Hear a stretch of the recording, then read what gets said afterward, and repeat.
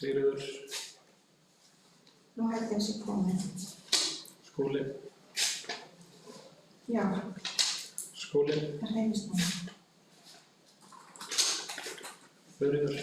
Já, og líka þess að Skúli. að taka það líka. Og Skúli. Skúli eftir rétt kjörinn formaður byggðarráðs. Já, Þá þarf að kjósa varamenn í byggðarráð og til þess að einfalda talningu þá þarf að gera 3 kosningar og kjósum fyrst fyrsta varamann.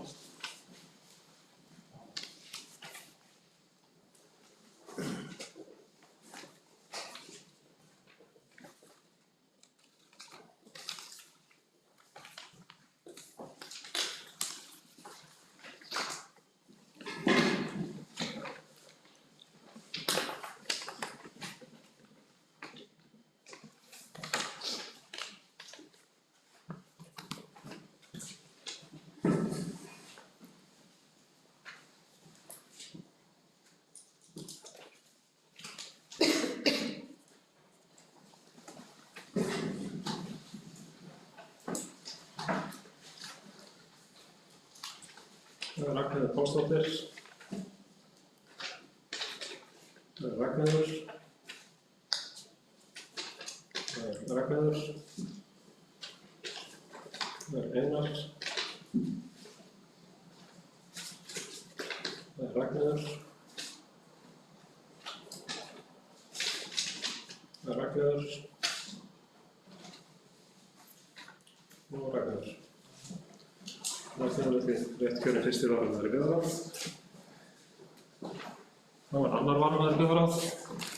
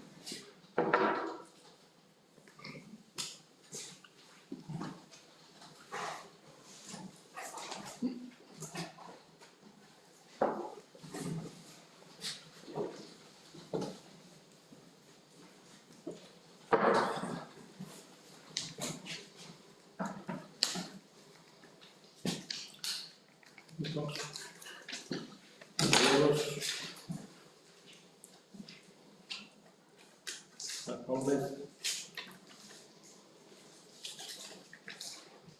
Eyjólfur. Pálmi. Pálmi.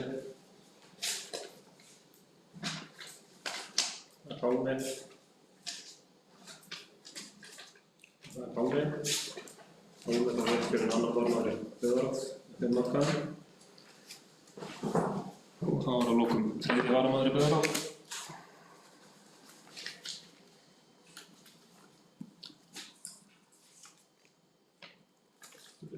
já, gert það.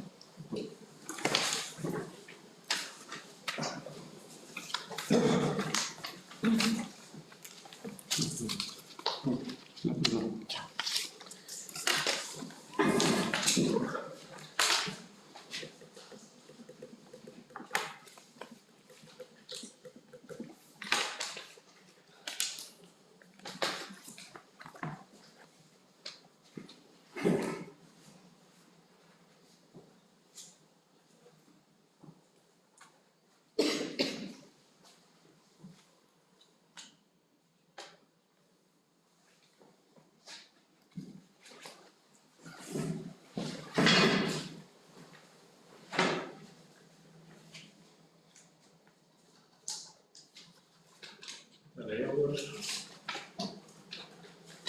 Einar.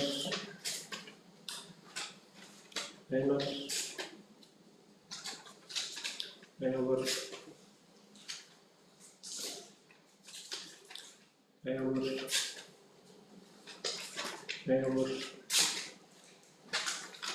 og Theodor.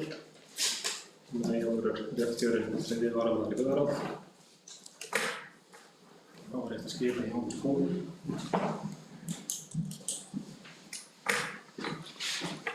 Þá er næst dagskrárliður 3, það er kosningin nefndarins og tala til fundarstjórn oddvita. Frans Veliðar. Takk fyrir.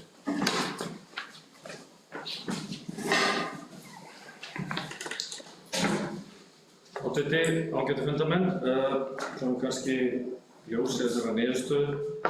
Þegar byrjaði að óska réttkjörnum oddvita og varaoddvita til hamingju með sitt kjör og þeim sem taka sæti í byggðarráði.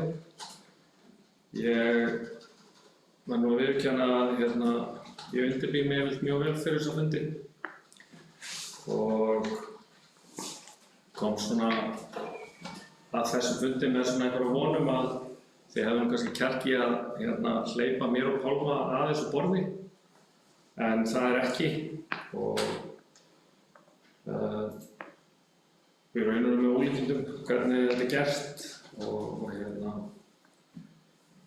mun hreinna hefði einfaldlega verið bara að koma með tillögu hvernig við vildum hafa þetta heldur en að setja á stað einhverju svona útdeilingu og kjörsum þegar það er svona skýr starfandi meirihluti í sveitarstjórn þá stendur hann ekki í svona sýningarskap í raun og veru. Þetta er ekkert annað en það. Þessi atkvæðagreiðsla fór nákvæmlega eins og síðast nema held ég að vera einn munur út að ég hef skilað einu sæti auðu núna í byggðarráði.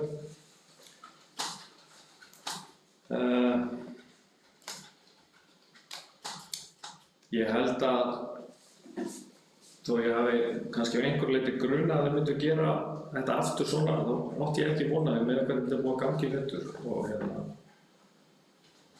ég myndum vilja reyna að ná öllum með þetta borð meira saman og leiðin er ekki að skilja okkur tvo alveg út frá þessu og hvað þá síðan að setja mig eins sem varamann í byggðarráð. Það er ágætt að komið fram fyrir þá sem að fylgjast með að það eru búin að vera 22 byggðarráðsfundir á þessu kjörtímabili af því sem eins og ég taldi það. Þegar maður les fundargerðina þar og ég fór yfir þar í gær þá er greinilega mikil samstaða í byggðarráði og þar eru málin rædd til mergjar og öll mál sem byggðarráðið hefur skilað af sér hafa verið samþykkt samhljóða. Og mér finnst það bara að bera á okkur fín vinnubrögð. Það eru vinnubrögð sem ég myndi kannski vilja sjá smitast inn í sveitarstjórn og hér myndu menn oftar taka óformlega fundi og ræða málin í staðinn fyrir að mæta 5 mínútur í fund og telja í. Ég held að byggðarráðið hefði haft gott af því að fá rödd annaðhvort míns eða Pálma þarna inn og ég held að þetta sé ekki það sem að niðurstöður kosninganna sagði okkur og ef þetta er raunverulegur vilji meirihluta þessari sveitarstjórn þá hefur verið miklu hreinna einfaldlega að bjóða mér og Pálma eitt sæti í byggðarráði þar sem það er skýrt og greinilegt að við erum í minnihluta hérna. Og mér finnst allt stefni í það að þegar þessar kosningar verða endurteknar að ári þá munum við einfaldlega gera kröfu eitt sæti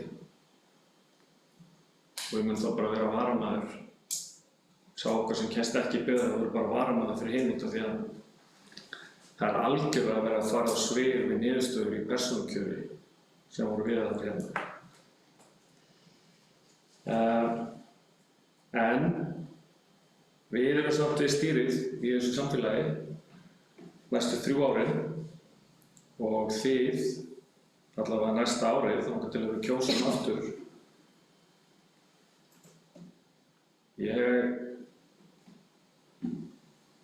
skal alveg viðurkenna, mér er aðeins mikið, mér er aðeins niðri fyrir, ég átti kannski von á einhverju en ég átti kannski ekki alveg von á þessu, en ég Stundum hefur maður bara rangt fyrir sér. Ég var búinn að hugleiða það hvort að rétta stundin væri núna einfaldlega bara að lýsa því yfir að það væri bara hreinn minnihluti hérna og gera kröfu sæti byggðarráð, en ég ákvað að bíða og vera ekkert að vinna í því út af því að ég hafði einhverja trú það að þetta yrði ekki svona aftur núna. Þið eru ekki að gera neitt sem rangt. Það ekkert að því að nota ykkar rétt svona. En þetta ekki sanngjarnt. Og þetta ekki anda þessa kerfis sem var kosið eftir. Og þetta ekki það sem að kjósendur hérna voru að leita eftir.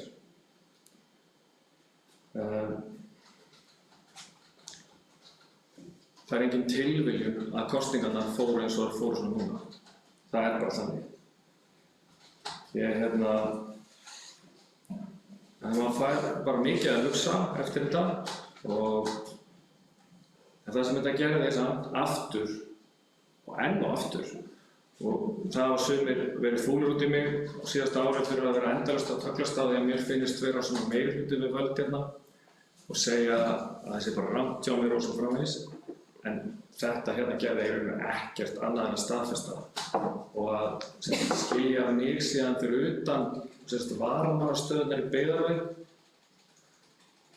svolítið svona út af því að það kemur svolítið svona illa út eins og það því að ég búinn að hafa frekar háttum heima á þessu mál og búinn að berjast kannski móti einhverju og svona þá kemur þetta svolítið sérstaklega út og kjósa oddvita inn sem varamann í Byggðarráði minnst það kannski full mikið og það má ekki segja að þetta flokkist undir einelti eða stríðni en ég tel mér nú að hafa ágætis húmor og mun sjálfsagt reyna áfram að beita honum en ég mun samt sem áður næsta árið halda áfram bara að berjast fyrir því sem að mér hugleikið hérna. Já, þetta látið staðan mig hér. Takk fyrir. Bjarni, sem ég að taka til máls. Ég ætla bara að sjálfur líka að taka til máls. Ég ætla bara að áreikna það að það er hvorki starfandi meirihluti eða minnihluti sveitarstjórn. Þó að þú haldið því framvegna, þá getur það ekki gert kröfu að sæti í Byggðarráði. Lögin þannig. Það bara algjörlega skýrt. Það þyrfti að vera listakosning að minnihluti ætti að gera kröfu að sæti í Byggðarráði. Þetta algjörlega lögleg kosning eins og hún hefur verið. Nú skal ég svara algjörlega fyrir mig og hvernig ég greiði atkvæði trúnaðarstörf í sveitarstjórnarfélagi. Menn ávinna setja traust hjá mér sem að vinna sér inn. Og ég get alveg sagt þig Einar að þú hefur ekki ávinnið traust hjá mér síðasta ári. Þú verður að reyna það með sjálfa mig.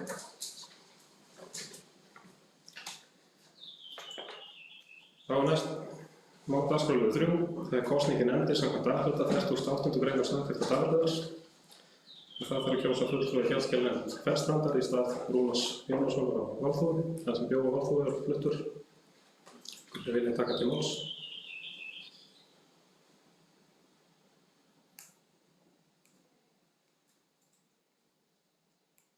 Ég get upplýst að ég var búinn að tala við nýja nákomandi á Valþóri, Sæþór, hvort hann tilbúinn að taka þetta sæti og ég ætla að gera tillögu þess efnis. Ef einhver annars vill gera aðra tillögu, má það frjálst.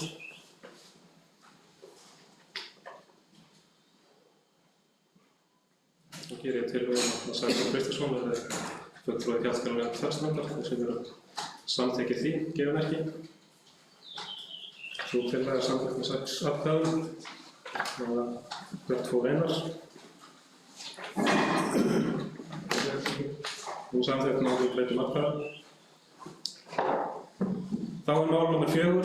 Það kosning í stjórnir og samstarfsnefndir samkvæmt D-hluta 48. grein samþykktar daglegar. Og það var hér á síðasta fundi þar sem Svana óskaði eftir leyfi til að starfa varafulltrúa í fulltrúaval. Það var frestað 8 fulltrúa í stjórn dalagistingar. Ég geri það tillögu að Þuríður komi þá inn sem fulltrúi í stjórn dalagistingar. Það sem eru samþykkir þeirri tillögu, gefum ekki. Hún er samþykkt samhljóða. Síðan liggur fyrir að Þuríður hefur óskað eftir að hætta sem stjórnarmaður í stjórn dvalar- og hjúkrunarheimilis á Silfurfoss. Og ég geri það tillögu minni að varamannaráðið Friðrik fari upp og Skúli verður svo aðalmaður í stjórn Silfurfoss, Sigríður fyrsti varamaður, Eyjólfur annar varamaður og Pálmi kom hins þriðji varamaður. Sem við ræða þessar tillögur.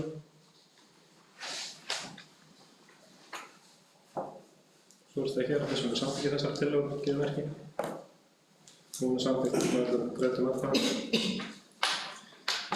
Þá er mál nr. 5 á dagskrá, það er fundur sveitarstjórnar sumarið 2019 en sem sagt í samræmi við samþykktir stjórn sveitarfélagsins Dalabyggðar nr. 391/2018 þá ætti að halda fundi sveitarstjórn í júlí vegna sumarleyfa og næsti fundur sveitarstjórnar er 15. ágúst næstkomandi og meðan sveitarstjórnin sumarleyfi fyrir byggðarráð með sömu heimildir og sveitarstjórn hefur alla samþykktir Dalabyggðar. Einhver sem vill ræða þetta mál sérstaklega.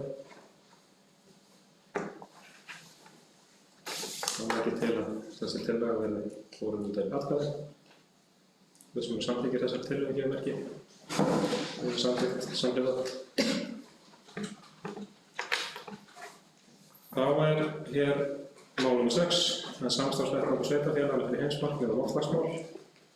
Það hefur verið boðað við stofnfundar samstarfsvettvangs sveitarfélaga fyrir heimsmarkmið og það er 19. júní næstkomandi. Og fundaþátttaka á Skype er í boði fyrir þá sem það vilja. Og þau sveitarfélög sem vilja gera staðlar til 1-2 tengiliði. Og jafngildi skráningar tengiliði aðallt á vettvangum. Við þurfum þá til að tengiliði á vettvang. Kjósum að taka þátt. Við viljum ræða þetta mál sérstaklega.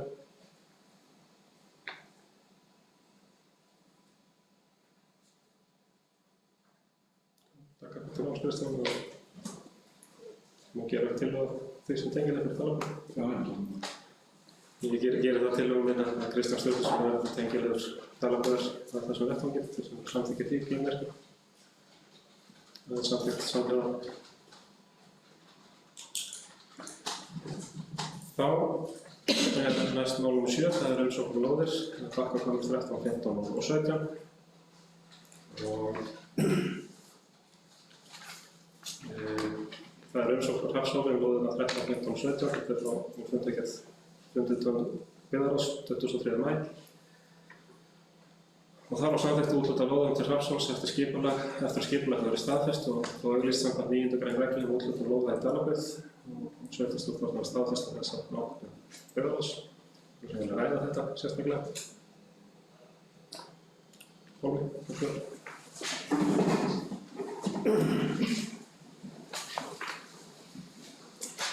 Þetta er fundamenn. Er byggðarráð búið að kanna hversu langt þessar lóðir er það fjárhagsáætlun sveitarfélagsins að græja þessar lóðir. Það eftir að sækja framleiðslu og vatn og ýmislegt langa leiðir til þess að þetta virki. Því að Bakkahvammur er komin að dag gorplæninnar. Þannig að ef þetta á að vera samþykkast þá þurfa örugglega að fara í einhverja hugmyndafræði.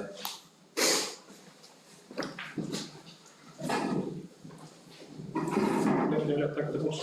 Kristján.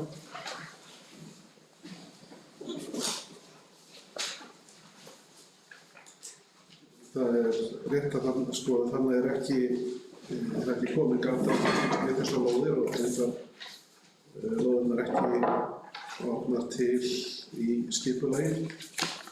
Það eru 5 milljónir í framkvæmdaáætlun til gatnagerðar og síðan koma til gatnagerðargjöld af þessum lóðum og það þarf að leggja fram viðauka við fjárhagsáætlun þessi viðbótargatnagerðargjöld sem koma inn og síðan lóðir. Þurfum þau að fara í lóðir, þurfum við að fara fjármagn í gatnagerð umfram 5 milljónir.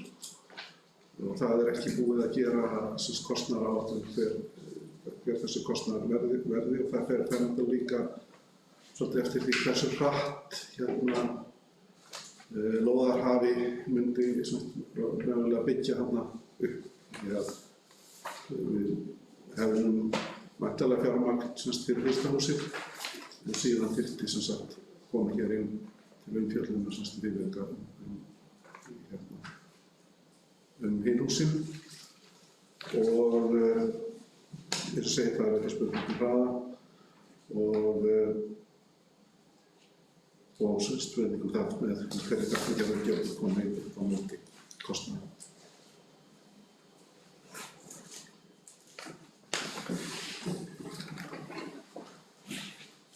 Fleiri sem vilja taka til máls? Þá ber ég hér tillöguna frá byggðarráði til atkvæðis eins og samþykki þeirri tillögu frímerki. Hún er samþykkt samhliða. Þá er næsta mál á dagskrá, það er mál nr. 8, það er Ægisbraut 2, tillaga um Egninelseld, það er rétting við sláturhúsið. Og það er tillaga byggðarráðs að leggja til að sveitarstjórn setji Ægisbraut 2 í söluferli. Einhverjum sem vilja ræða þetta mál sérstaklega. Kristján.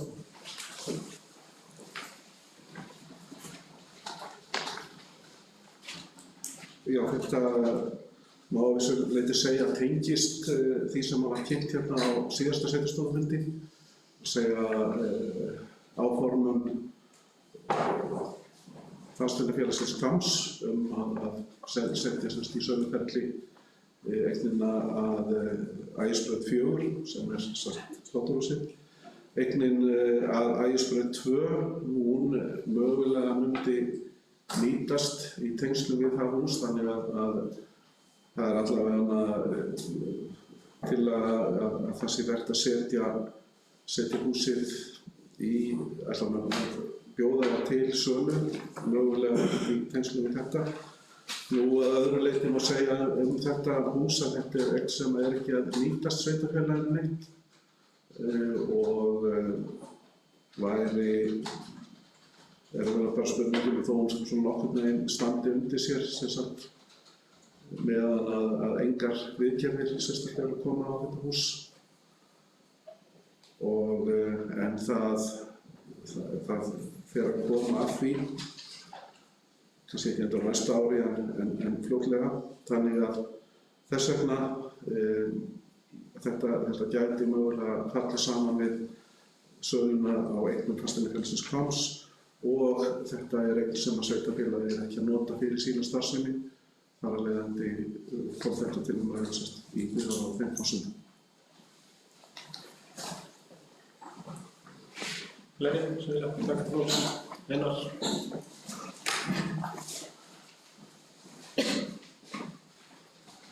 Oddviti, ágætu fundarmenn. Ég ætla bara að fagna því að sveitarfélagið ætli að setja fleiri eignir á sölu og ég vona svo sannarlega að einhver sjái hag í því að kaupa réttina og ágætt að láta fylgja núna og ég held að við þurfum síðan bara að vera opin fyrir því í haust þegar við þurfum á staði í fjárhagsáætlunarvinnuna að taka fleiri svipaðar ákvarðanir. Við eigum talsvert af eignum sem vert er að skoða hvort ekki eigi að setja í svipað ferli og eru í lítilli notkun fyrir sveitarfélagið. Og í fljótu bragði manni eftir að minnsta kosti einni jörð og nokkrum félagsheimilum sem getur fallið undir þetta og ég held að það sé alveg vert að fara að taka þessa umræðu upp. Ég held að sé allir sammála það að við þurfum að koma þessum eignum í meiri notkun og við kannski sem sveitarfélag erum ekki búin að gera það, þannig að ég held að það falla með það sama undir þessar eignir eins og réttina. Þetta bíður haustsins. Takk. Fleiri sem vilja taka til máls? Svo virðist það ekki vera. Þá berum við hér upp til atkvæða tillögu vegna byggðarráðs um að Ægisbraut 2 verði sett í söluferli sem samþykki þeirri tillögu tímaverki. Hún er samþykkt samhliða. Þá er mál nr. 9 á dagskrá, það er Laugavík Snæfellsdal, staða og framtíð. Það eru hér nokkur mál fyrir liggjandi. Það er annars bréf til Frón Fasteignamiðlunar og tillaga byggðarráðs um að samþykkja að auglýsa eignir að lögum. Samþykkja að auglýsa eignir að lögum til sölu. og eins liggja fyrir drög fyrirkomulag hitaveitu og Laugar og eins liggur fyrir fundunum tilboð í eignir. Ég vil árétta fundarmenn að umræðan hefjast að þetta tilboð verður tekið sérstaklega fyrir umræðu á lokafundi í lok fundar. Og jafnframt vil ég geta þess að í morgun barst stefna frá Arnarlóni sem verður þingfest í Héraðsdómi Vesturlands 3. september næstkomandi. Hún fær kosningu rétt fyrir hádegi. Einhverju sem vilja taka til máls? Kristján?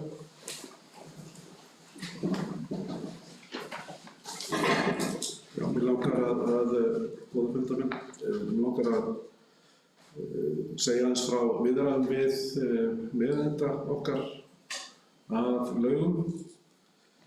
Það sem sagt, ég hef hitt hana og eins og ég held að hún kom fram á síðasta fundi og verið í samskiptum samkomulag eða við næðum sameiginlegum skilning á því hvernig verður farið með hitaveitumálin og hitaveitu-réttin. Og niðurstaðan sú að hún, meðeigandi okkar, leggur til eftir samráð við sinn lögmann að Dalabyggð stofni þetta félag heitavatnið og rekstur hitaveitunar og setur bara það skilyrði að það sé skilgreint í stofnsamningi að hún eigi rétt á þeim heitavatni heitu vatni sem er tilgreint í samkomulagi sem gert var fyrir rúmum 50 árum. Og þannig að það sem fór okkur síðast á milli var að ég myndi bara setja af stað vinnu að því og síðan hafa samráð við hana endanlega útgáfu og síðan kemur það hér inn til sveitarstjórnar. Drögin sem núna liggja fyrir það form að þetta verði einkahlutafélag. Það ekki kannski endanlegt að verða þannig, það getur líka verið opinbert hlutafélag.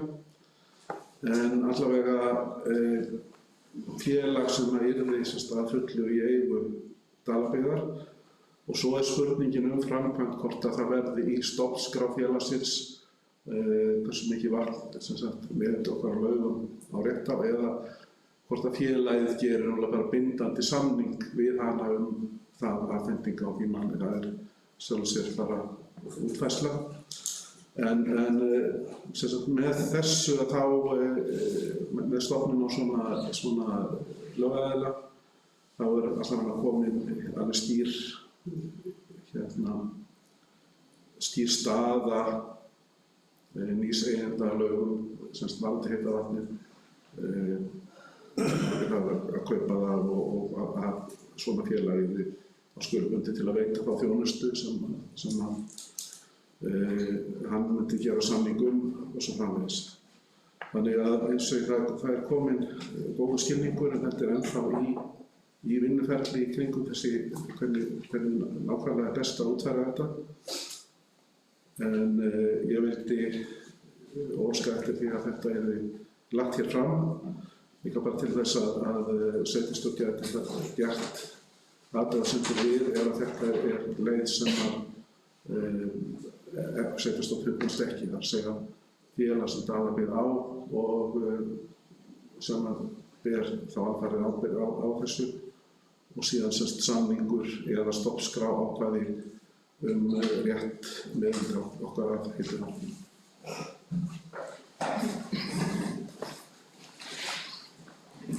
Sem ég taka til máls. Einar.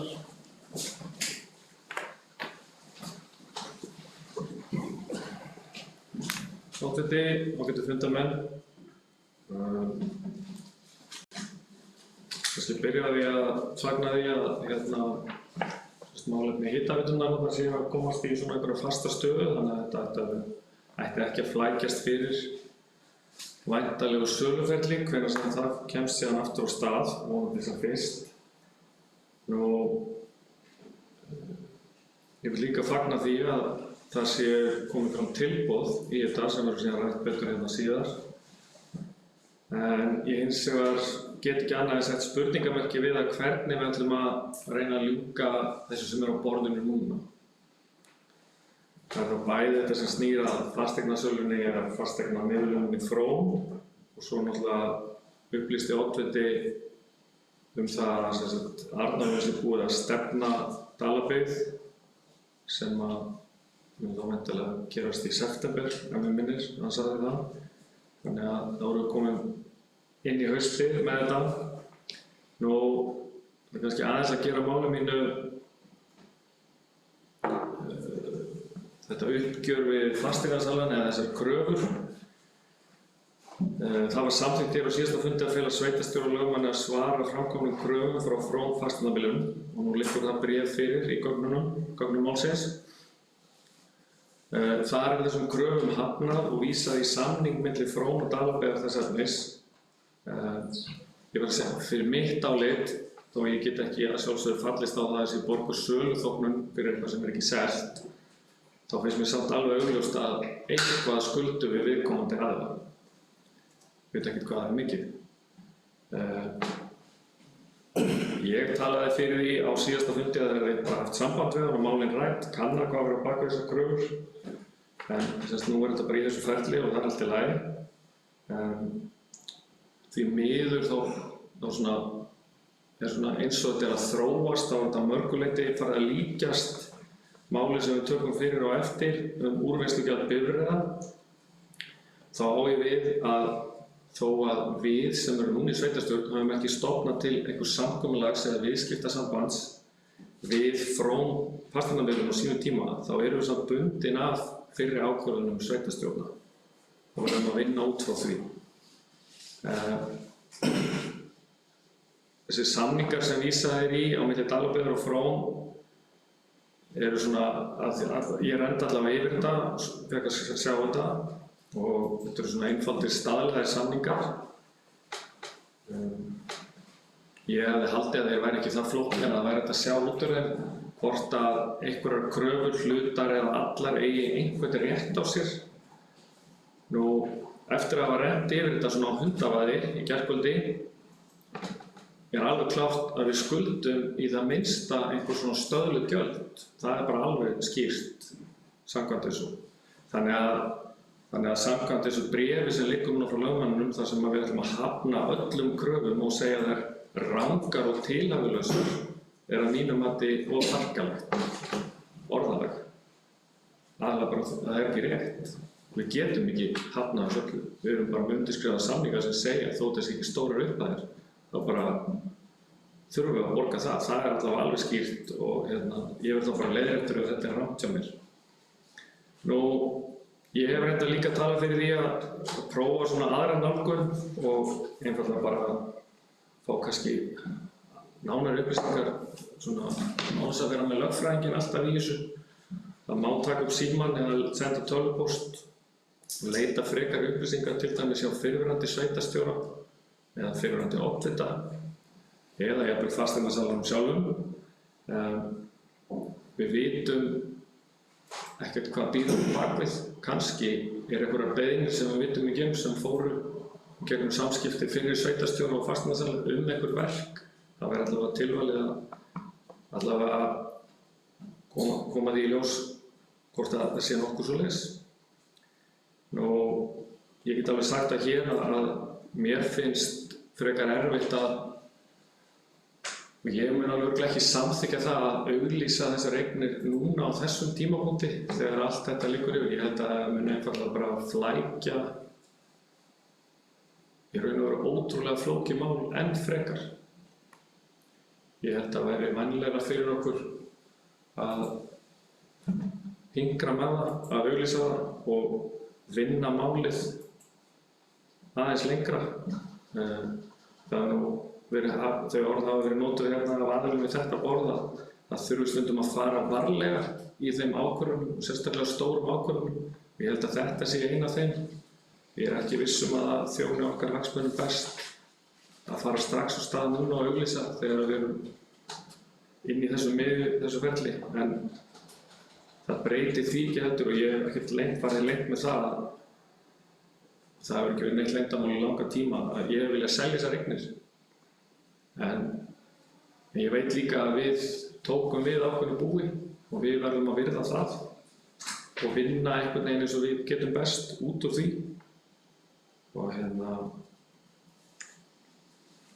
vonum þá bara að þetta takist og þetta muni skýrast núna og vonandi skýrist þetta fljótlega í haust hvað verður með þessa stefnu. Og þannig að þetta, en eitthvað segir mér nú að það verður nú frekar snúið fyrir okkur að ætla að selja einhverjar eignir sem að annar aðili að stefna Dalabyggð út af einhverju ferli varðandi þar. Þannig að ég held að minnstakosti, allavega hef ég enga þekkingu á lögum og öðru slíku að vita hvort að okkur sé stætt á að gera þetta. Takk fyrir.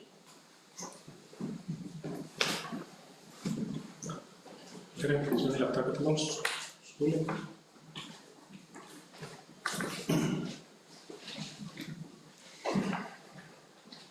Þetta fundamenn, ég vil árétta það sem ég sagði síðast, varðandi fasteignasalar. Það taldi ég að ef við myndum senda reikning, þá gætum við séð hvað hann er að rukka fyrir. Mér skilst að hann þeirri reikninga séu nú ekki hvað hann er enn. Þannig að ég held að það standi nú alveg upp á hann að útskýra hvað hann er að rukka fyrir. Svo hef ég nú trú að það hafi verið búið að borga honum eitthvað, allavega fyrir auglýsingar og annað sem að hann vann í fyrir Dalabyggð. Ég veit svo sem ekki uppfæðið þar. En það verður rosalega gaman að sjá þessar reikningar sem hefur raunverulega átt að gefa út fyrir árum.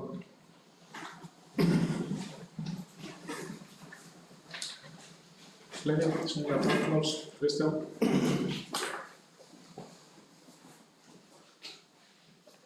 Góða fundamenn. Ég tek ekki afstöðu til tillögunnar hvort að eigi að setja í sölu eða ekki. Það vil setjastjórnar ákveða það. En hins vegar bara varðandi það sem að Einar nefndi að þessi málaferli væntanlegu sem að þessi stefna í haust mun hlýtur að þýða, myndi ég halda. Og við höfum náttúrulega verið að bíða eftir viðbrögðum hvernig þessu máli yrði haldið áfram.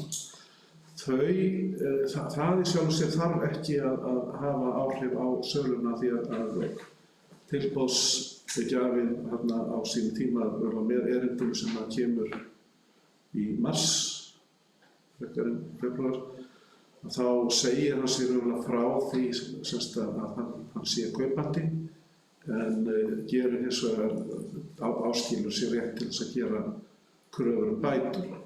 En það þýðir þá að hann er ekkert lengur í kringum sjálfur sér söluna á eignunum ekki, en hann hins vegar áskilur sér rétt til að sækja bætur og það sjálfur sér hvort að þá verði búið að selja eignirnar eða ekki, að það er sjálfur sér óháð bóta réttinum yrði hann dæmdur eða ekki.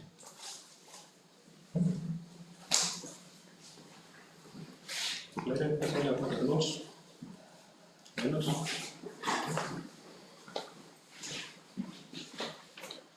Ágætu fundamenn. Ég er alveg sammála formanni byggðarráðs. Auðvitað að fylgja reikningar svona kröfum og ég held að það séu allir sammála það. Og kannski er það bara óþarfi fyrir okkur að vera eitthvað að svara þessu og einfaldlega bara bíða eftir að hann sendi reikningar, kannski er það bara leiðin. En ég veit ekki, ég er kannski bara svona einfaldur að, mér, ég hefði haldið að það hefði verið hægt að nálgast þessar upplýsingar, en það kannski bara er rangt hjá mér. Það getur bara vel verið. ég ger mér alveg grein fyrir því sem að sveitarstjóri benti á að þessi stefna Arnarlóns snýr náttúrulega bara þessari kröfu þeirra sem þeir lögðu fram og hefur sjálfsög kannski lítið með söluna að gera á öllu dæminu. Það sem ég var einfaldlega að tala um áðan var að flækjustigið á þessu bara orðið talsvert og þess vegna var ég að segja það að ég mun, ef þessi tillaga verður lögð fram, ég mun bara sitja hjá. Og það eru þættir í þessu sem að virka bara hálf ruglingslegir. Og þegar sveitarstjórn samþykkir á fundinum í mars að samþykkir ákvörðun tillögu frá byggðarráði að slíta samningum við fasteignasala, þeirri ákvörðun síðan ekki framfylgt. Svo kemur á næsta fundi tillaga frá byggðarráði að slíta ekki samning eða segja ekki upp samning við fasteignasala. Þeirri ákvörðun síðan aftur frestað á síðasta fundi að gera það og núna svona lögmanni falið í raun og veru að slíta þessum samningum. Og sko fyrir leikmann sem að les fundagerðina hérna þá virkar þetta ekki rosalega vel. Sko, ótengda aðila, þannig að maður hugsa líka hvernig virkar þetta fyrir tengda aðila málsins. Þegar sveitarstjórn samþykkir eitthvað, það ekki gert, byggðarráð leggur síðan til að gera akkúrat öfugt, það síðan lagt fram en ákveðið að fresta því og svo lögmanni falið að framfylgja ákvörðun frá því í mars í raun og veru. Út af því að ef maður hugsa þetta þá kannski var okkur bara í raun og veru ekki stætt á því að samþykkja að fresta þessari tillögu byggðarráðs á síðasta fundi út af því að það var í gildi samþykkt að slíta samningnum. Þannig að sko ég nú búinn að liggja svolítið yfir þessu og meira að segja ég verð hálfringlaður þegar maður setur þetta svona niður á blað. Þannig að þið getið ímyndað ykkur hvernig þetta lítur út þegar fólk fer að lesa fundagerðirnar og fylgist vel með hérna. Þú veist, þetta er náttúrulega bara ekki alveg nógu gott, en eins og ég hef kannski sagt áður hérna, ég vona náttúrulega að fara að komast eitthvað punktur í þetta mál og þetta þokist eitthvað áfram sem að það virðist gera, en þetta gerist náttúrulega á hraða snigilsins, það er bara þannig. En ég geri mér alveg grein fyrir því sem að sveitarstjóri sagði hvað snýr að þessari stefnu og því. Það hefur í raun ekkert með það að það geti haft einhver áhrif á söluna, ég geri mér alveg grein fyrir því. Þó ég verði bara að viðurkenna að á tímabili þá er þetta mál komið út í þannig lagaflækjur og að það kannski aðeins ofviða fyrir venjulega íþróttakennara eða sjúkraflutningamanna að halda utan um það. En ég leyfi mér samt að efast það að í hluta af samskiptum og öðru í þessu máli þá værum við jafnvel betur sett með því að nota ekki lögfræðinga endilega í öll samskipti. Ég held að myndi stundum þjóna okkur betur og myndi koma okkur nær málinu á fljótari hátt. Takk. Fleiri sem vilja taka til máls? Skúli?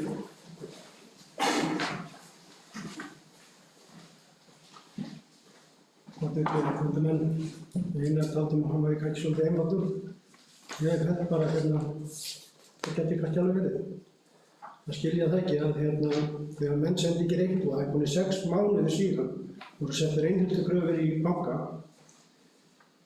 þá það skrítið að maður skilji það ekki að maður tortryggir svoleiðis mann. Fyrir utan það að með ákvörðun okkar að fresta því að fyrst að segja honum upp og draga það tilbaka, þá ætlum við að vera aðeins stiklo og reyna að vita hvert það ekki hægt að ræða við mann. Eftir hádegi sama dag eru kröfurnar komnar í heimabankann og maður hugsa aðeins tilbaka þegar maður sér það eru komnar 20-30 milljónir í heimabanka frá manni sem við vitum ekki eins og hvað verið rökka fyrir.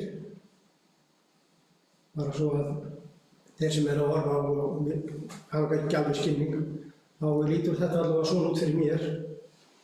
Ég hef ætlaði að reyna kannski að vera stiklo í byggðarráðinu og draga þetta tilbaka, en svo bara 2 tímum seinna konar 20 milljónir í kröfur og ég held að menn hljóti nú að aðeins að hrista upp í kollinu og hugsa hvað er að gerast.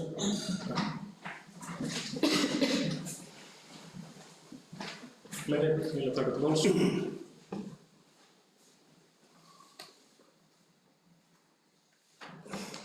Þá hér allavega fyrst tillaga frá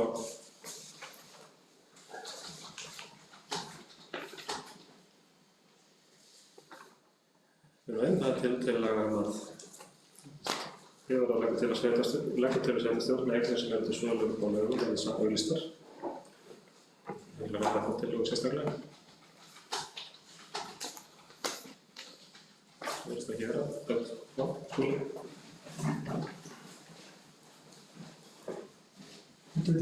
Bara aðeins varðandi það. Við tókum þetta fyrir í byggðarráði. Það hefur verið svolítið pressað á að reyna að koma þessum eignum í sölu. Þannig að við tókum ákvörðun og bara drifið í því. Og mér finnst þessi mál sem að eru einmitt varðandi fasteignasalinn og Hafnarlón það ætti ekkert að tefja þá för. Og ég legg til að við bara setjum út í sölu bara nú þegar og verðum bara búin að selja fyrir áramót og getum bara að nýta peningana eitthvað hvort það er málefni. Vilja taka til máls? Það ekki vera, þeir sem eru samþykkir þessara tillögu gefið merki. Hún er samþykkt með 6 atkvæðum og 1 situr já.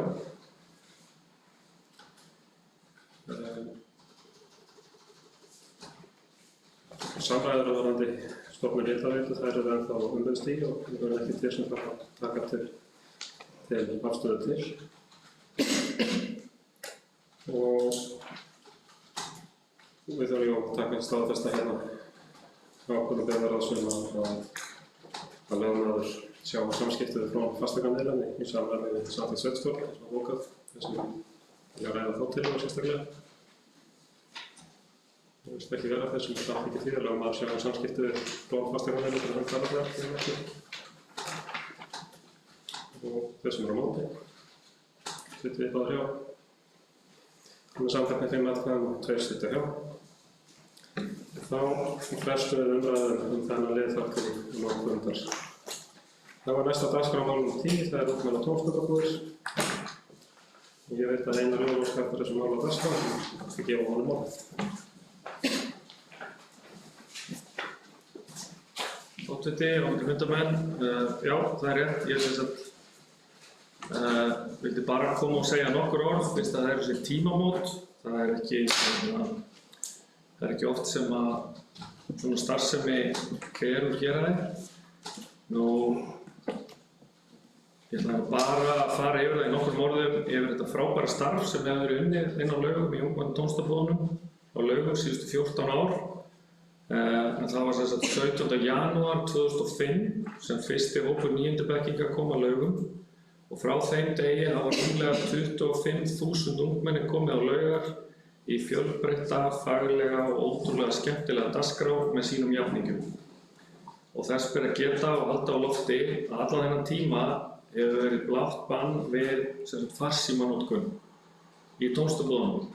Ég man eftir fyrstu árunum þá var þetta ekki mikið vandamál því það var einfaldlega bara ekki farsímasamband inn á Laugum. Það er ekki lengra síðan. Mín tenging við ungmenna tómstundabúðurnar er nokkur. Ég vann samhliða þeim í öll þessi ár nema núna þennan síðasta vetur.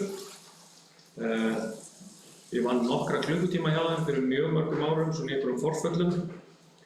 En við unnum ágætlega saman og við hliðruðum stundum dagskrá til að láta skipulag ganga upp.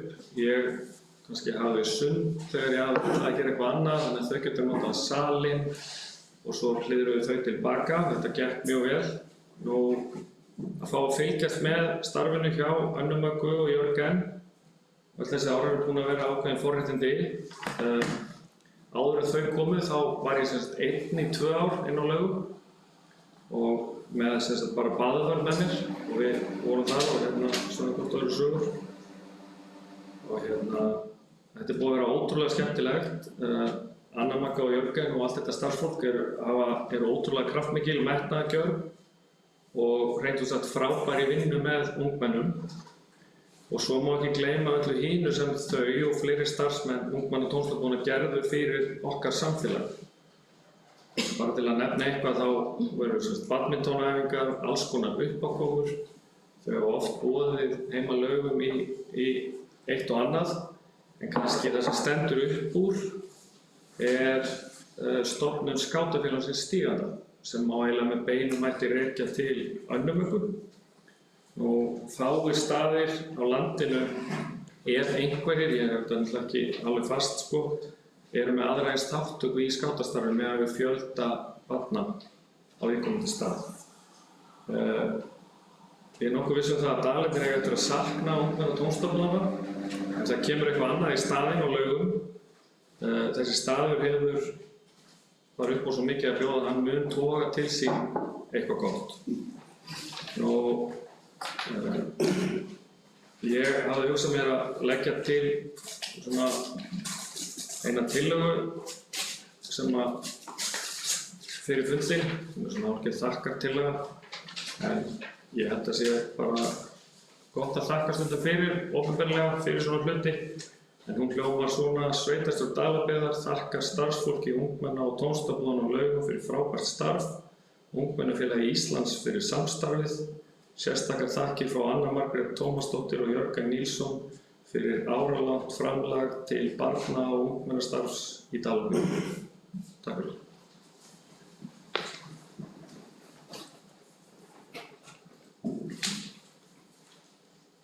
Sem vilja ræða þessa tillögu sérstaklega? Skúli?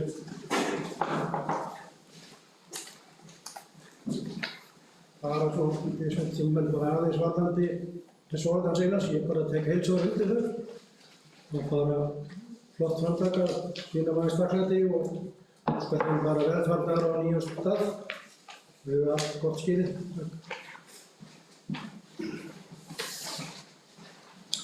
Fleiri sem vilja taka til máls? Það er ekki vera, þess vegna eru samþykkið þessara tillögu gefið merki. Það er samþykkt samhliða.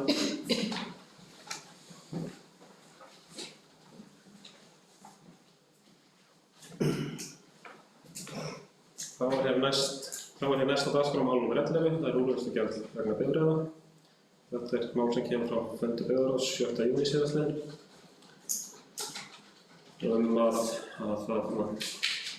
Byggðarráð leggur til við sveitarstjórn að gengið eftir samninga við KM-þjónustu um kaup fyrirtækisins á hluta sveitarfélagsins í húsnæðinu á Vesturbraut 20. KM-þjónustan á forkaupsrétt á húsnæðinu. Með þessu verður úrvinnslugjald vegna bifreiða skuldajafnað á móti kaupverði húsnæðisins, en að auki greiðir KM-þjónustan kr. 500.000 vegna kaup á húsnæðinu. Sem vilja ræða þessa tillögu sérstaklega. Kristján?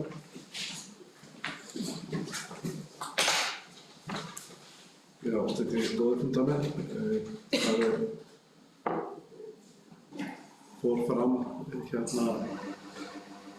prýðis samtal við forsvarsmenn KM. Þetta afskaplega viðræður gott og almennt fólk að ræða við. Og í þessum viðræðum fyrir þessar viðræður kom þessi möguleiki með húsnæði sem er þarna á annarri hæð KM-þjónustunnar sem að sveitarfélagið á og er húsnæði sem að hefur verið samþykkt að selja, er ekki að nýtast vel fyrir þá starfsemi sem það er núna, sem að þetta þarf að hins vegar að leysa hvernig það verður. Og raunverulega engin aðili annar sem að hvorki hefur gagn eða not fyrir þetta húsnæði heldur en KM-þjónustan sem er með starfsemi í húsnæðinu. Þannig að þessi tillaga gengur út á það að það er heimilt að semja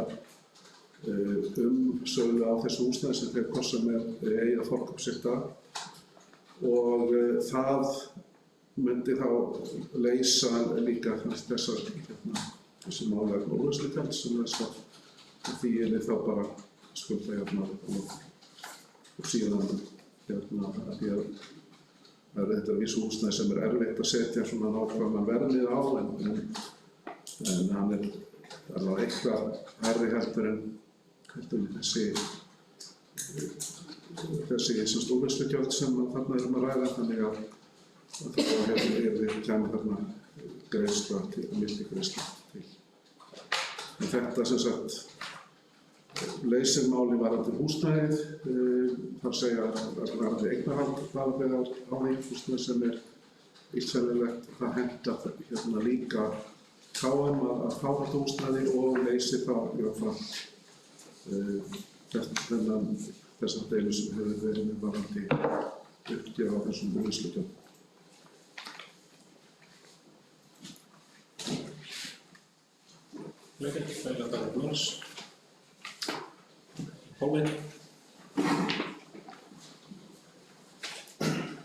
Máttu því að fundamenn, það gleður mig mjög að þetta mál sé að verða afgreitt. En ég ætla að setja það kröfu á okkur öll. Svona mál verður ekki að leiðindum. Það bara algjör óþarfi. Bara óska þess að við verum aðeins samstilltari og hleypum ekki svona litlu og einföldu máli upp í einhver leiðindi. Takk. Einar.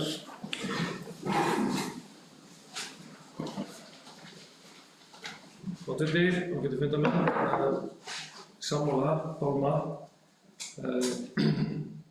Fyrst þegar ég fekk spurnir á þessu, þá taldi ég að þetta væri í raun og það borðleggjandi að þetta svona nánast yrði bara svona afgreiðslumál hérna. Þyrfti ekki að eyða þessum tíma og drakk örugglega núna hátt í hálft ár. Og ég held að þetta hefði aldrei lent í þessu hnút eða byggðarlag hefði ekki tekið svona einaða afstöðu á þessum fyrsta fundi. Og það reyndar kemur bara til mín skoðun sem á sama rétt á sér eins og skoðun annar hérna á þetta borða. Ég tel að ef þið hafið kjark til þess að kjósa annaðhvort mig eða Pálminni byggðarlag þá fengju fleiri raddir hljómgrunn, fleiri ólíkar raddir hljómgrunn. Þá myndu líkurnar minnka á því að mál færi í svona hnút. Ég bara leyfi mér að fullyrða það. En það annað sem að mér finnst líka athyglisvert og ég var kannski frekar hissa þegar ég las síðustu fundargerð byggðarráðs. Það var að sveitarstjórnarfulltrúinn Þuríður Sigurðardóttir skyldi ekki víkja undir þessum lið.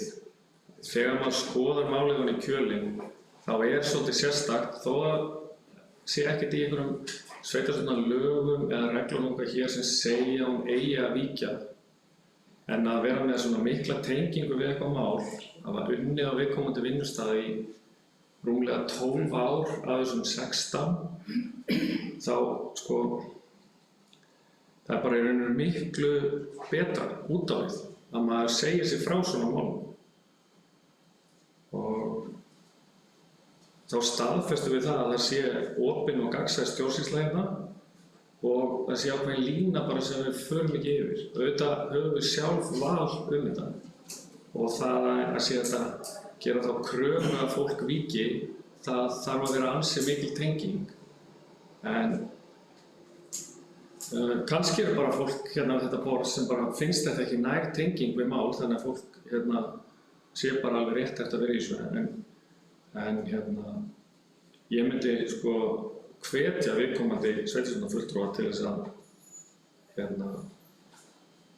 taka ekki þátt í umræðum eða afgreiðslu á svona máli. Ég held að virki bara ennþá sterkara fyrir viðkomandi út á við. Takk.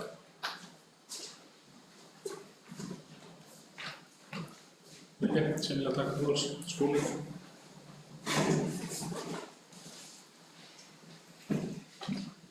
Ég langar bara að hafa sem nefna það ég held að ég tali ekkert fyrir Sigríði eða Þuríði byggðarlagi, ég held að sé ekkert bara ein rödd þar.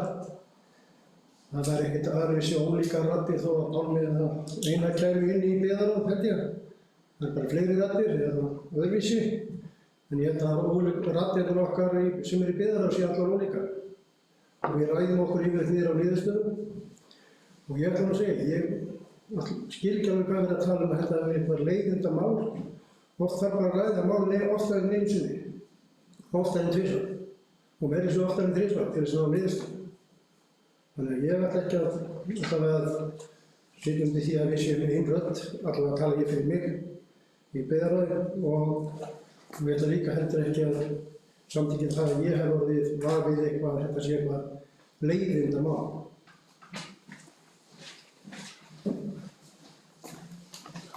Fleiri sem vilja taka til máls? Svo virðist ekki vera, þá fer ég tillöguna frá byggðarráðinu til atkvæði, þess sem samþykkir þessari tillögu gefur merki. Hún er samþykkt samhljóða.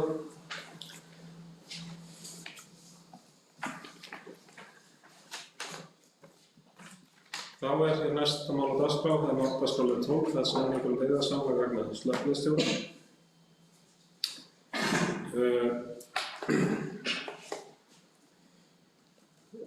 Í samningurinn, sem rekja þetta mál aðeins, þá hefur samningurinn hann hefur verið samþykktur í sveitarstjórn Reykhólahrepps og Strandabyggðar.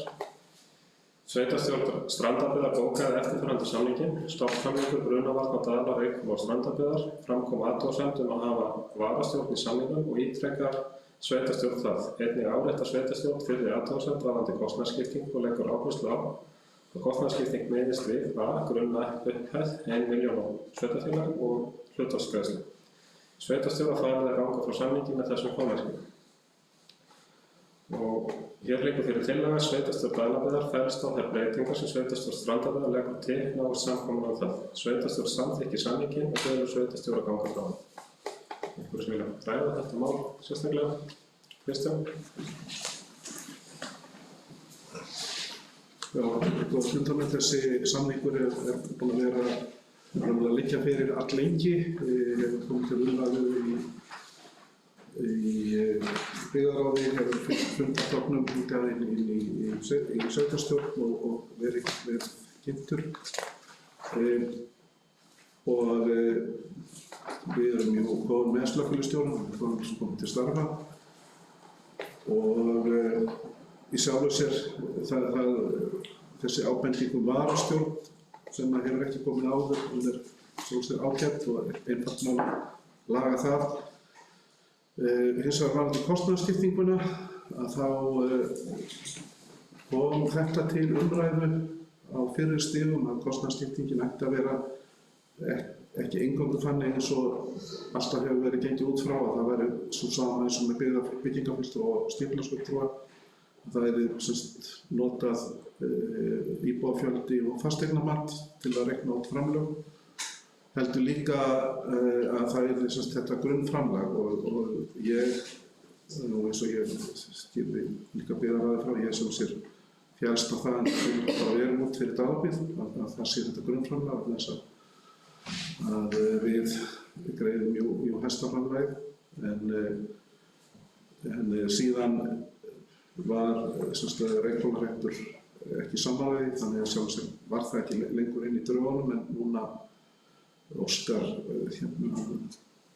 Strandabyggð eftir að það komin í drögin og ég tel að Dalabyggð geti auðvitað lifað hvort tveggja. Við erum svona að koma nokkurn veginn eins út hvort sem það þetta grunnframlag eða hvort það hlutfallsframlagið þannig að við erum bara að ganga vinna út frá þessu samningi og svo næst samkomulag milli raunverulega hinna eða hvort þetta verður grunnframlag eða ekki. Ég þessu segi að við getum lifað auðveldlega við hvort ekki.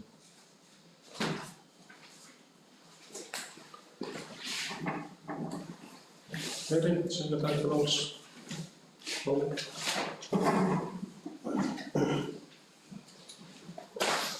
Það var líka verðandi menn.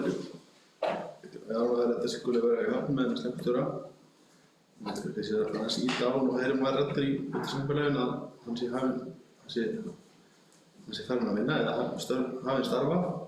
Það hefur enginn heyrt eða séð mann sem er í slökkviliðinu. Þannig að við erum bara aðeins að sparki hann að fara að kalla til fundar og fara að sýna sig.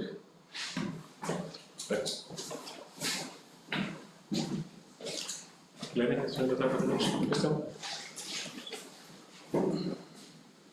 Já, og þetta er góða fundur, þetta er alveg hárrétt ábending frá Pálma. Ég er sjálfsagt að hafa ákveðna áhyggjur af þessu. Reyndar hefur þetta verið, hann hefur verið að koma og fara verið staði í flutningum á þessu daga, þannig það hefur ekki alveg kannski verið tími. En þetta er eins og að skrifast á mig að sjá til þess að þessi fundur verði haldinn og hann þarf að halda sem bara allra fyrst tími. Fleiri vilja taka til máls. Nú veist ekki vera þess sem verður samþykktir tillögunni sem borin hefur að fá tímamerki. Hún samþykkt samhliða. Þá er næst mál, mál 13, það ný lóð úr landi Staðarfells. Þetta er frá fundi umhverfis- og skipulagsnefndar, þar sem óskar eftir stofnun nýrra lóðar úr landi Staðarfells ásamt yfirleiðsmyndum. Nefndin gerir ekki athugasemdir við erindið. Sveitarstjórn þarf þá að staðfesta ákvörðun umhverfis- og skipulagsnefndar, einhverju sem vilja ræða þetta mál sérstaklega. Það kveður sér enginn hljóðs, þessum eru samþykkir þessari stofnun lóðar tímamerki. Það er samþykkt samhliða. Þá er næst mál nr. 14, það er Snæfellsnesvegur, Blönduhlíð Ketilsstaðar. Þetta er einn úr fundargerð skipulagsnefndar. Þess vegna er að sækja framkvæmdaleyfi vegna fyrirhugaðra framkvæmda á Snæfellsvegi Skógarströnd frá Blönduhlíð Ketilsstaðar. Og nefndin gerir ekki athugasemdir varðandi framkvæmdaleyfi. Við sem að ræða þetta mál sérstaklega. Sigurður.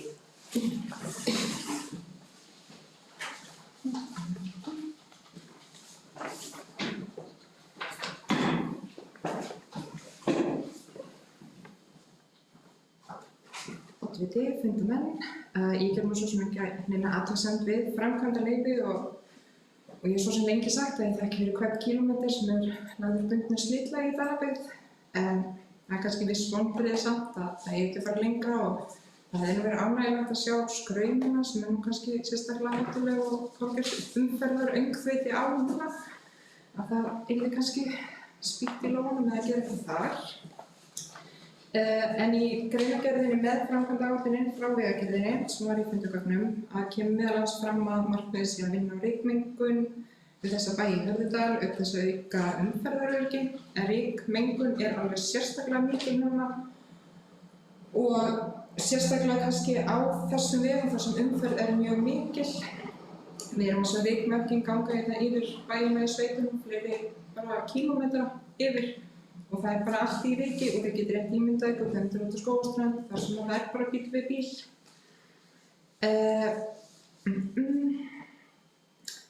Og mér finnst bara það skiptir miklu máli fyrir okkur íbúa sveitarfélagsins og eiginlega bara öllum mála meðan verið er að eiga þessu vandamáli sem alveginn skapa með því að leggja bundið slitlag að veginn hérna fái tilhliðarlega þjónustu sem er vissulega erfitt á vegi 54 þar sem umferðin er bara einfaldlega það mikil að hún er lengur og hægt að bera hana.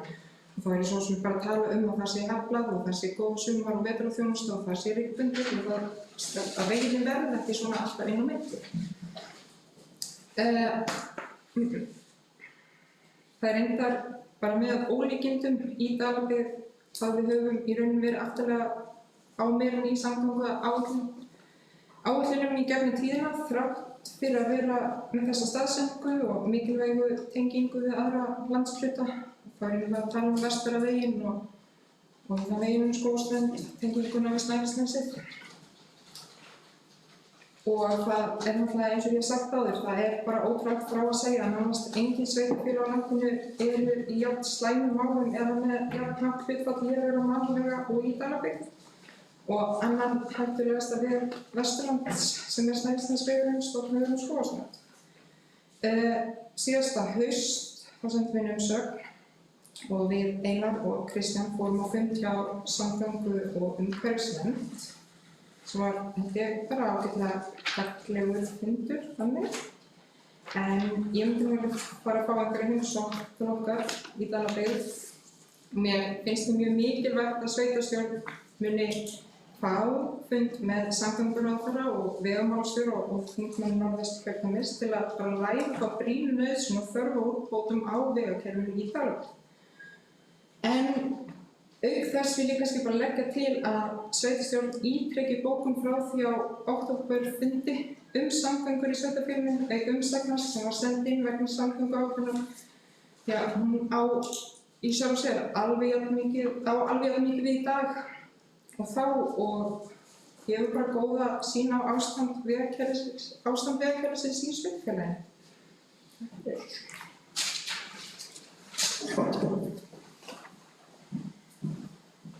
Fleiri sem vilja taka til máls? Ég ætla kannski að láta þess getið hérna. Í gær var stjórnarfundur hjá samtökum í stjórn SSV. Og á fundinn í gær mætti Ólafur Gunnarsson, umhverfisöryggisráðgjafi, sem vann hér með mikla vinnu síðasta sumar og keyrði alla vegi á Vesturlandi og flutti kynningu á niðurstöðum sínum og úttekt á vegakerfinu á Vesturlandi fyrir stjórn SSV. Og þessi gögn, SSV mun fá þessi gögn, vinnan ekki alveg lokin en þarna kemur mjög margt áhugavert fram og eins og kom þar skýrt fram að Snæfellsnesvegur, hann næst hættulegasti vegur á Vesturlandi. Eins Laxárdalsvegur, fram Laxárdal, hann í toppi yfir hættulegasti vegi í Vesturnes. Og við þurfum að nota þessi gögn í málstað okkar fyrir bættum vegasamgöngum hér í Dalabyggð og það getur verið áhugavert að láta kannski vinna sérstaklega gögn upp úr þessum gögnum fyrir Dalabyggð og ástandlega í Dalabyggð. En þegar það árétta hvernig vegir eru metnir hættulegir þá tekið tillit til ástands vegar, umferðar og skráðra slysa síðustu 5 árin ef ég man rétt. En þeir sem eru samþykkir því að þetta framkvæmdarleyfi, fémerki, það samþykkt samhliða og svo þá ítreka bókun frá því októberverki, þeir sem eru samþykkir því, fémerki, það samþykkt samhliða. Þá næst mál nr. 15, það ósk breyting á skatthlutfalli fasteignagjalda. Þetta mál sem snýr að fóðurliðinni í Ólafsdal og var búið að vinna aðeins í byggðarráði. Liggur hér fyrir tillaga. Einhverju sem vilja ræða þetta mál. Ég vil sjálfur aðeins taka þetta máls en ég eftir aðeins að skoða þetta mál. Ég veit til þess að það ennþá verið að skoða þetta mál aðeins betur. Og ég teldi rétt að þetta mál færi aftur inn til byggðarráðs til umfjöllunar. Það til skoðunar og ég legg til að þessu máli verði frestað. Umræðan verði frestað hér á þessum fundi. Einhverju fyrir að taka til máls áður. Hún gera tillöguna, gefið Bjóður sem ekki ljós og leggir til að málinu verði frestað. Byggðarráð takið aftur til umfjöllunar, þar sem samþykkir því, gefið merki. Það samþykkt samhliða. Þá hér næst mál nr. 16, það skógrækt á Ós í Saurbæ. Það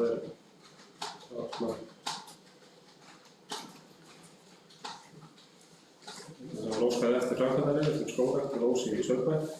En umhverfisskipulagsnefnd vísar í bókun frá 11. september að nefndin leggir til sveitarstjórn að ákvörðun málið verði frestað. Þetta mótuð verður stefna hjá sveitarfélaginu varðandi notkun á landi tengt landbúnaði samfara nýju aðalskipulagi. Einhverju sem vilja ræða þetta mál sérstaklega?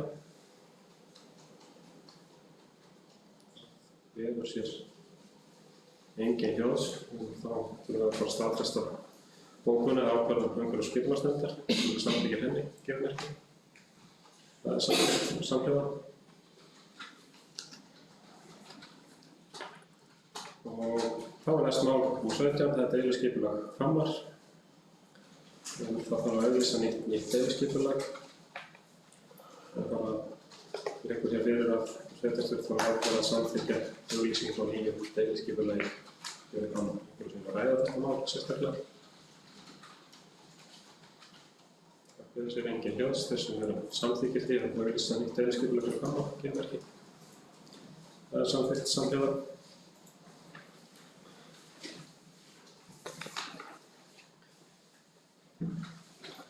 Síðan mál varðandi Ós og Skógarströnd.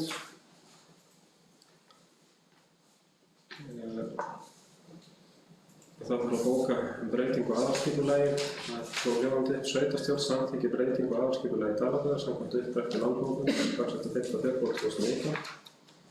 Breytingin felur í sér stækkun á frístundabyggðinni Ós á Skógarströnd í 20 hektara með 25 hektara og lóðum með frístundahúsum fjölhæð 10 átta. Sveitarstjórn samþykkir deiliskipulag á jörðinni Ós samkvæmt uppdrætti landbúnaðar dagsett 7. júní 2019. Það er annað og uppfærðir í greinargerð dagsett 3. júní. Svæðið er 20 hektara á stærð og liggur nálægt sjó og austan Ósás er alltaf gert við Breiðafjörð. Við ræðum þetta mál sérstaklega. Það er lengi hljóðs. Þeir sem samþykkir breytingum á aðalskipulagi kan þeirri til að gefa merki. Með samþykkt samhliða. Þeir sem samþykkir deiliskipulagi á jörðinni gefa merki með tillögu deiliskipulag.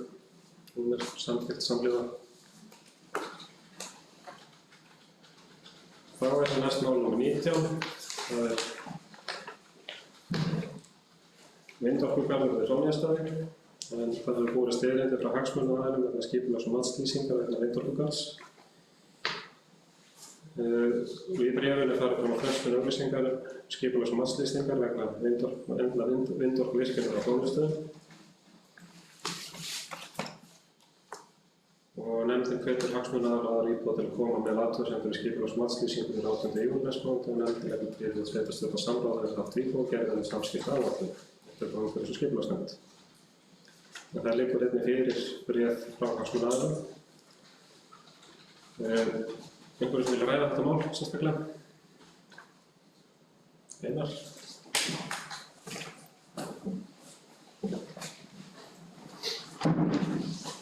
Forseti, ágætu fundarmenn, við kannski byrjaði bara á því að þakka þetta erindi frá þessum hagsmunaaðilum eða nágrönnum umhverfis Hróneyjarstaði. Ég reynda lít líka á mig sem hagsmunaaðila í þessu máli, þó kannski með af öðru tagi heldur en þessir aðilar sem skrifa sig fyrir þessu bréfi.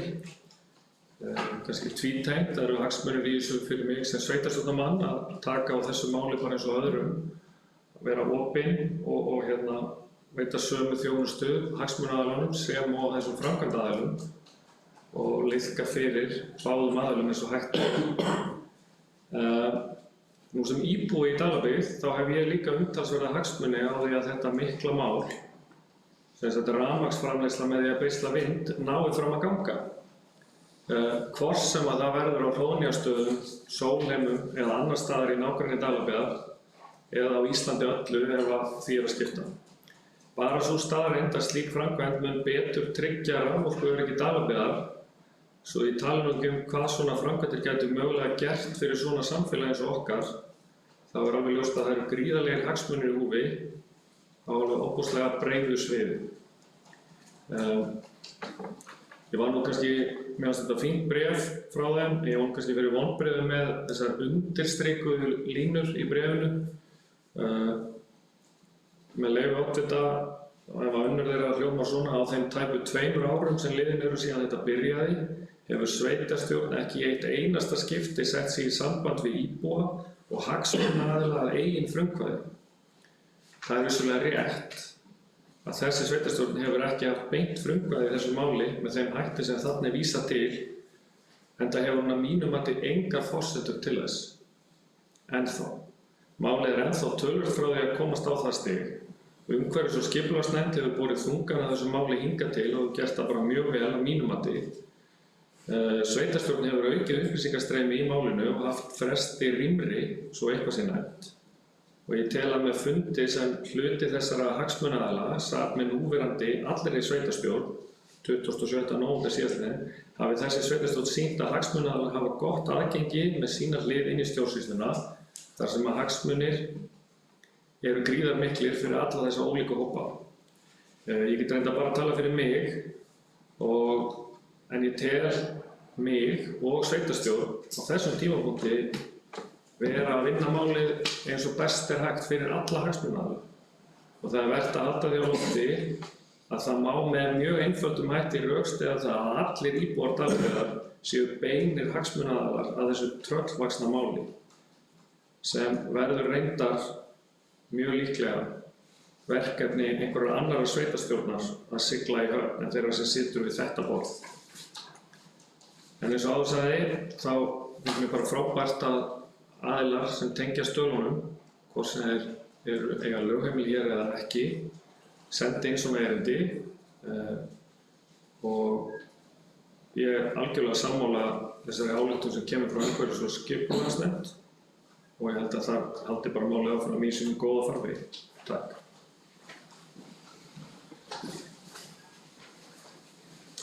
Fleiri vilja fara til rúms. Ragnhildur.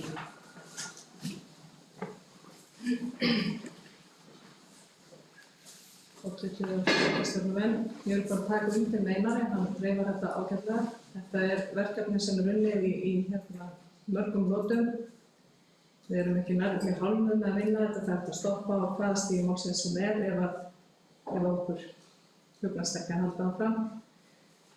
Hagsmunaaðilar hafa verið upplýstir frá því að þessi sveitarstjórn tók við, þá hafa þeir verið fengið skilaboð frá sveitarstjóra alltaf þegar eitthvað er í gangi. Þetta hefur þeir haldið kannski að það sé eitthvað meira í gangi heldur en er í gangi. Sigurður Sigurbjörnsson er annar varamaður í umhverfis- og skipulagsnefnd. Hann hefur aðgang að fundagögnum og öllum upplýsingum til jafns við okkur heim.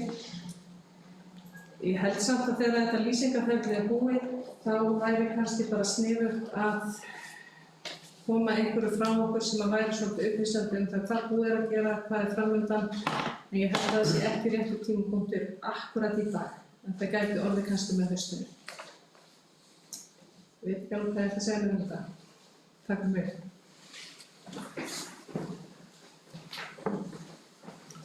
Fleiri sem vilja taka til máls.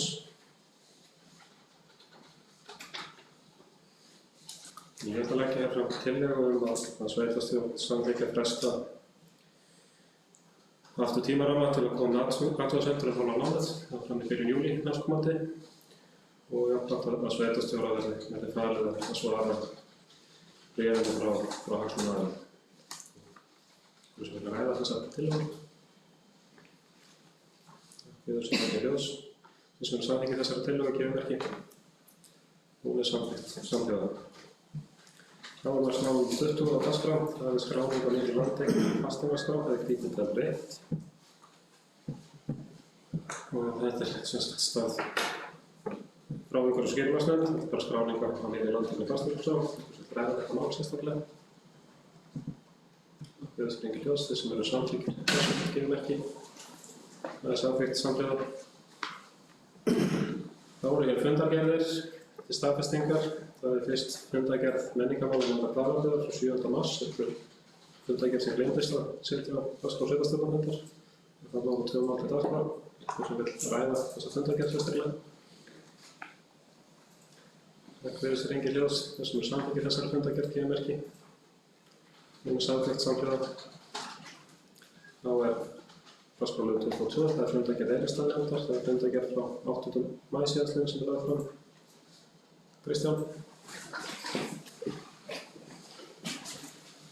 Góða fundamenn, það er í fundargerðinni kemur fram að það verður óskað eftir dundi með sveitarstjórnar samgönguráðherra og þingmönnum Norðvesturkjördæmis til þess að ræða Villansetur, þessum fundi var verið að ræða fjármögnun.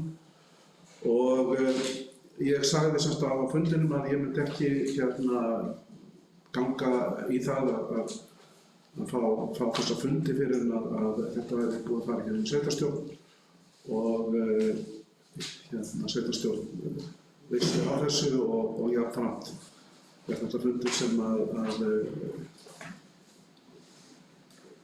fulltrúar úr sveitarstjórn þurfa að koma til þess að gefa líkt. Þannig semst í framhaldi af þessu fundi þá munum við farið að kalla eftir þessum fundum og ég mun semst síðan vera í þjóðleikus sambandi við ykkur semst hverjir myndu koma og taka þátt eða hverjir ættu kost á að sitja þessa fundi annars vegar með ráðherra og hins vegar með þingmönnum. Sem er að taka gróðs þessum rétt. Sem eru samþykkið þessari fundargerð, gefur merkið. Samþykkt samhliða. Þá er fundargerð dagskrárliður 23, það er fundargerð byggðarráðs frá 23. maí. Einhvers vegar ræða þessa fundargerð sérstaklega. Kristján? Já, þetta er góða fundarmenn. Ég skal ekki koma upp undir fleiri fundargerðum til benda. Það er þarna 2 mál sem mig langar sérstaklega að nefna hérna. Það er annars vegar sorpmálin sem eru núna svona held ég verða eitt af málum ára hjá okkur og það er sem sagt mjög mikilvægt að við þurfum að hafa tíma núna í sumar til að vinna í þeim málum. Það er alveg ljóst að hér þarf hjá okkur þarf að auka þjónustu, það þarf að auka flokkun, það þarf að koma flokkun nær uppruna og það sem er framundan eru það miklar breytingar að við verðum að taka bara, vil ég segja, mjög stór stökk í þessum málaflokki á allra næstu árum. Hitt sem ég langaði að nefna er það sem snýr að iðnaðarlóðum og það sem sagt eftir fundinn að þá verður farið hérna í vinnu í deiluskipulagsvinnu á iðnaðarlóðum. Það eru iðnaðarlóðir hér með Vestfjarðavegi sem er samkvæmt aðalskipulagi. Það hafa eins og ekki verið skipulagar þannig að við höfum engar lóðir til þess að bjóða og ég er búinn að vera í samskiptum við einn aðila núna undanfarnar vikur sem hefur verið að velta fyrir sér lóð og ég hef ekki haft fyrir hann bara eina lóð sem hann hefur getað horft á. Þannig að við þurfum að, og það verður sem sagt farið þá vinnum og kemur svo síðan hér inn til sveitarstjórnar sjálfsögðu að deiluskipuleggja og stofna lóðir, iðnaðarlóðir. Við eiga nokkrar lóðir mismunandi stórar, þannig að við eigum það tilbúnar á lager ef að einhver aðilar leita til okkur. Einar?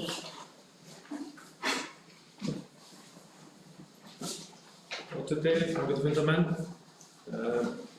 Kannski tvennt, ég ætla bara aðeins að dreipa á Kristján nefndi sorpmálin. Ég held að þetta verði hérna það mun bara verða stærri og stærri liður og flóknari og ég held að við þurfum að þetta er svona eitt af því sem maður þarf að fara að kynna sér betur og setja sig inn í og verður gott með haustinu að fá ólíkar nálganir á þessu frá öllum hérna með þetta borðið. Annað sem við langaði að ræða var mál nr. 28, mál frá Alþingi til umsagnar.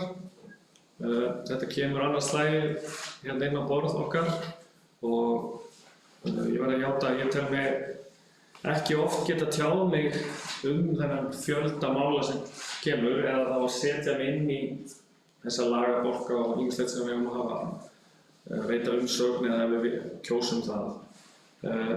Við ætlum kannski þá að fá aðeins að misnota aðstöðu mín át að þetta fellur svona undir það sama því þetta kom svona á vinstri vængnum síðast af því að þegar þetta var tekið fyrir á síðasta fundi þá var lögð fram tillaga undir þessum liði sem sneri að 3. orkupakkanum og ég var svona hugsi í kjölfarið á því og ég fór að lesa þetta betur það sem hafði verið samþykkt þetta og ég fagnaði náttúrulega að fólk skuli vera svona inn í málunum en tillagan sem var samþykkt síðast var Sveitarstjórn Dalabyggðar hvetur þingmenn til að standa vörð sjálfsákvörðunarrétt þjóðarinnar í orkumálum. Ekkert bendir til að innleiðing 3. orkupakkans lækki raforkuverð til heimila og fyrirtækja í landinu. Þvert á móti eru líkur á að raforkuverð hækki komi til lagningar sæstrengs. Eins og segja ég var bara svolítið hugsi yfir þessu þegar ég fór að lesa það betur og rifjaði það svo upp núna í síðustu viku. Ég satt hjá í afgreiðslunni þetta af því að ég taldi mikið að hafa forsendur til þess að dæma þessa þætti sem voru tilteknir í tillögunni. Ég veit til dæmis ekki hvort ekkert bendir til að innleiðingin muni lækka raforkuverð. Enda veit ég ekki einu sinni hvort að það sé beint tilgangurinn með innleiðingu 3. orkupakkans. Eða hvað þá heldur þessari fullyrðingu að raforkuverð muni líklega hækka komið til lagningar sæstrengs. Eina sem ég veit í því að forsætisráðherra hefur margoft sagt að það verði alltaf Alþingi sem ákveði það. Nú, ég ekki flokksbundinn einhvers staðar í pólitískan flokk. En þegar þingmenn ólíkra flokka á Alþingi sem að núna styðja þetta mál eru sammála, þá get ég ekki annað en þá fyllist ég ákveðnu trausti á meðferð og afgreiðslu Alþingis á viðkomandi máli, sem kannski frekar sjaldgæft nú til dags, allavega með virðingu Alþingis svona í almennri umræðu. Og svo kannski ennfremur að þessi staðreynd að miðflokkurinn sé í þessari krossferð nánast einsýnsliðis gegn málinu, það reyndar fær mig eiginlega til þess að hafa trú á því að núna séu hinir algjörlega búin að hitta naglann á höfuðið í sinni afstöðu og málflutningi með þessu máli. En ég tók þetta kannski bara sem dæmi að þetta nærtækt og kannski tek undir, mér minnir það að verið varaoddviti sem sagði ekkert á fundum hérna í vor að tíminn sem okkur gefinn til þess að veita þessar umsagnir oft ansi knappur. Og svona stundum spurningamerki við það. Takk fyrir. Fleiri sem eru að taka til máls? Guðarsæringi hljóðs, þeir sem eru samþykkir þessari fundargerð byggðarráðsskilmerki. Nú samþykkt samhliða, þá fyrir næst fundargerð umhverfis skipulagsnefndar frá 7. júní. Alveg segi ég. Já, það eitthvað þú að taka máls? Nei, ég var að tala hana fyrst að. Já, þannig. Þetta strax ykkur að það. Einhverjum sem vilja taka til máls sem fundargerð umhverfis skipulagsnefndar? Guðarsæringi hljóðs, þeir sem eru samþykkir þessari fundargerð skilmerki. Hún samþykkt samhliða. Þá var fundargerð menningarmálanefndar Dvalarbyggðar frá 7. júní. Það voru 1 mál á dagskrá. Við sem eru að ræða fundargerð. Guðarsæringi hljóðs, þeir sem eru samþykkir þessari fundargerð skilmerki. Hún samþykkt samhliða. Svo fundargerð byggðarráðs frá 7. júní. Við sem eru að ræða fundargerð sérstaklega. Guðarsæringi hljóðs, þeir sem eru samþykkir þessari fundargerð skilmerki. Hún samþykkt samhliða. Þá fundargerð atvinnumálanefndar frá 5. júní, þá voru 2 mál á dagskrá sem munu einhverjir ræða þá fundargerð. Skúli.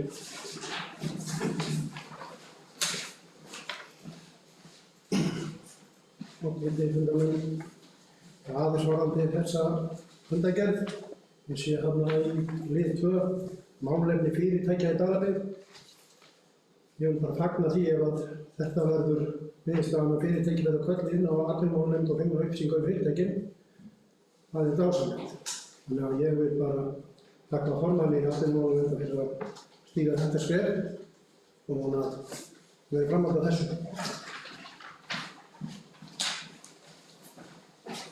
Einar.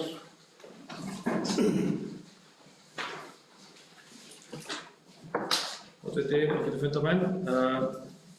Það alltaf að upplýsa það að KM-þjónustan er ekki fyrsta fyrirtæki, það er búin að koma nokkur og á þessu fyrsta ári hjá atvinnumálanefnd og ég held að stefnan í raun að halda þessu bara áfram og reyna að komast bara hringinn. En við langaði kannski bara örstutt að vekja athygli á einu sérstaklega sem kom fram í máli KM-þjónustunnar sem voru þessi gestir á þessum fundi. En það er þessi punktur sem bókað hana í öðrum lið sem snýr að netsambandi í Búðardal. Léleg internettenging og samband nú þegar farið að standa þessu fyrirtæki og vafalaust öðrum fyrirtækjum og stofnunum fyrir þrifum og alveg ljóst að við þurfum að horfa til þess að ljóslega að minnstakosti fyrirtæki og stofnanir sem allra fyrst og jafnvel að horfa til þess að gera það töluvert fljótlega og bara svo að fyrirtækin séu samkeppnishæf. Þau eru að lenda í, maður hefur vitað til þess, þau eru að lenda í ákveðnum vandræðum út af þessum koppartengingum og þessum lélegu tengingum. Þannig að ég held að þetta sé bara enn eitt punkturinn sem við tökum með okkur inn í sumarfríið og þetta fylgir okkur inn í fjárhagsáætlunar vinnuna í haust. Takk. Fleiri sem vilja taka til máls? Nú aðeins að bæta við þetta, það er náttúrulega að gera hér ekki átak í að bæta netsamband hérna í Þorpinu Búðardal. En ég held að það sé alveg skýrt í skilyrðunum það Dalaveitur e.h.f. sem sjá rekstur ljósleiðara í dreifbýli að okkur ekki heimilt að leggja ljósleiðara hér í þéttbýlinu og meðal annars út af því stendur á því að það sé hægt að koma á tengingu í vesturhluta sýslunnar. Af því að það er einkaaðili sem á að leggja þennan 800 metra bút til innan þéttbýlis til þess að sé hægt að byrja að tengja vesturhluta sýslunnar. Það þarf einhver samkeppnisaðili að leggja ljósleiðara hér innan þéttbýlisins. Það væri náttúrulega örugglega óskaplega mikill hagur fyrir Dalaveitur að geta lagt þennan ljósleiðara hér innan þéttbýlisins og bætt þannig rekstrarstöðu sín. Það þarf þá að koma til eitthvað leyfi yfirvalda til þess og ég skil máli rétt. Þú takkar málskristan. Já, til við komum hérna að minna stoppið þessu. Mér langar bara að bæta við þetta sem að Oddi til að nefna. Að það er rétt að hérna síðasta spölinn þá er einkaaðili sem að leggur og það er sem komið á samkomulag þá framkvæmd og það að ég átti fund með fyrirtækjunum í síðustu viku og þá var talað það að það kemur verkbeiðni á lagningu á þessum ljósleiðara hér frá Símstöð og upp í Tengibrunn hérna upp við Rarik að það átti að koma verkbeiðni það núna í þessari viku.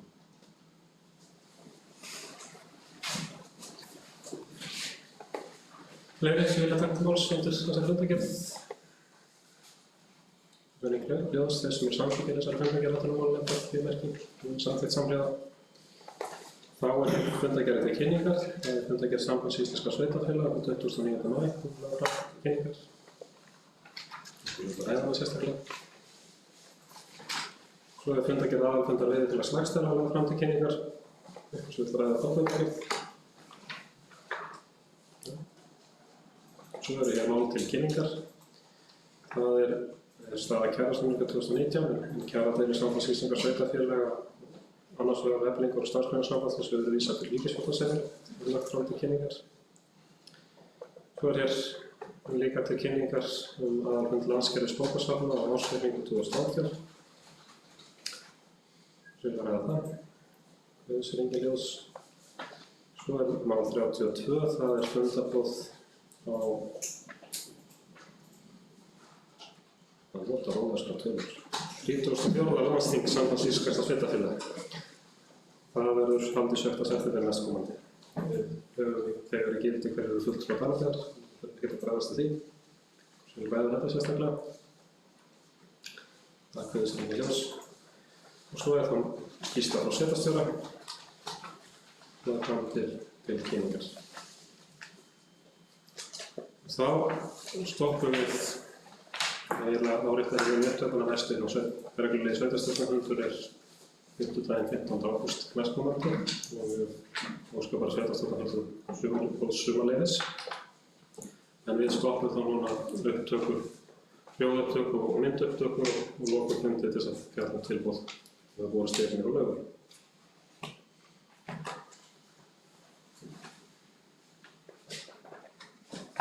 Það